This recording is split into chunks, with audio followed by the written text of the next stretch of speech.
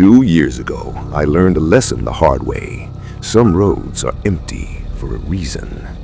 I had just left a family reunion. Everyone else decided to stay the night, but I didn't have that luxury.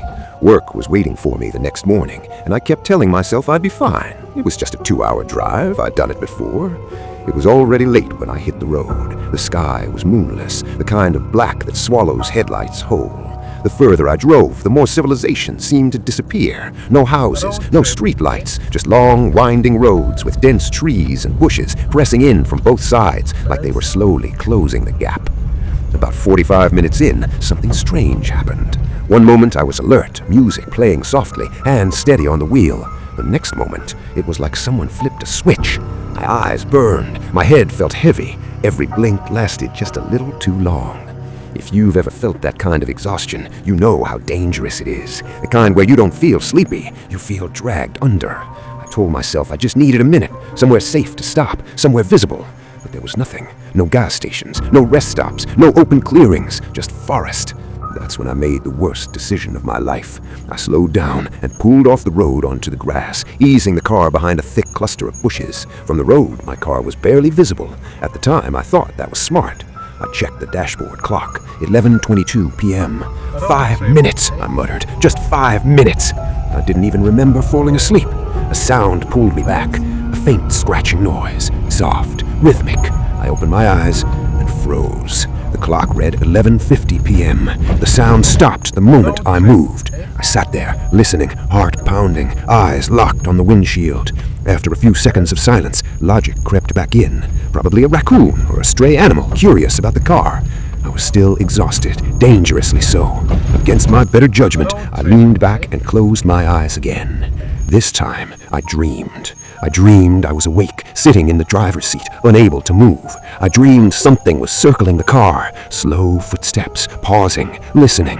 Then I woke up for real. The scratching was back, but it was different now. Slower, heavier, like fingernails being dragged along metal. I checked the time with shaking hands, 12:40 a.m.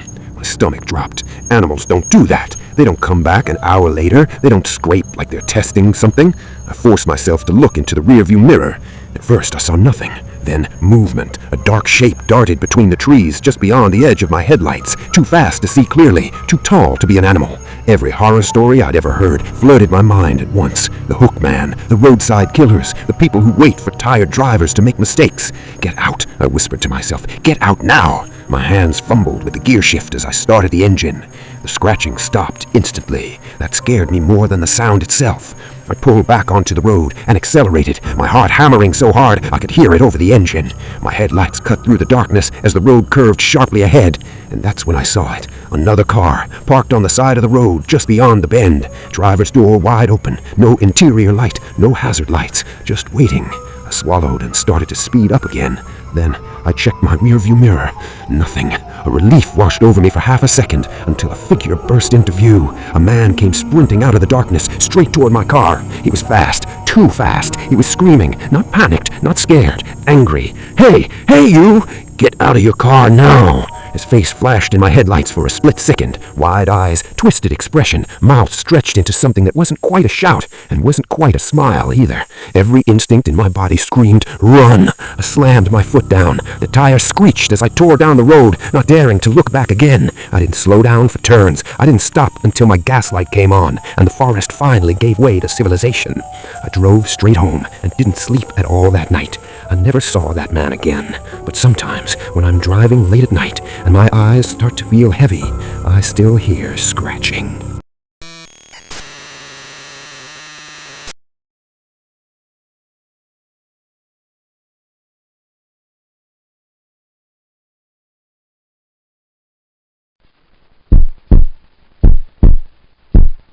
A few years ago, I decided to take a walk through the woods near my town.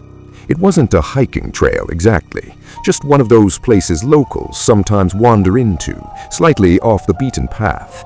I'd been there before. It was quiet, peaceful, the kind of place where the world feels far away. That day, the forest felt wrong. The air was heavy, too still. No birds, no wind, just silence pressing in from every direction. Then I smelled it. At first, I couldn't place it. A strange, overpowering sweetness, thick and cloying, like rotten fruit mixed with something chemical. It caught in the back of my throat and made my stomach twist. I stopped walking. I told myself it was probably a dead animal, deer maybe. It happens in the woods all the time. But curiosity got the better of me. I followed the smell deeper into the trees until I reached a dense patch of undergrowth. Brambles and low branches tangled together like they were trying to hide something. I pulled them back. That's when I saw him. The body was lying awkwardly against a tree, half hidden by leaves and dirt. At first glance, it barely looked human. He was bloated, skin stretched tight and discolored, green, black, and sickly yellow in places. His face was swollen beyond recognition, mouth slightly open as if frozen mid-breath. There were fluids, dark stains soaked into the ground beneath him. The smell hit me all at once, stronger than before, and I nearly threw up. It was clear he'd been there for a while. The local wildlife had already found him. Too much of him was gone. I stood there, frozen, my brain refusing to accept what my eyes were seeing. Every instinct screamed at me to run, but my legs wouldn't move. Eventually, survival kicked in. I stumbled back, pulled out my phone, and called the police. They told me to stay with the body until they arrived. I argued, I begged, I told them how far I was. They said help was on the way, but it would take time, so I waited.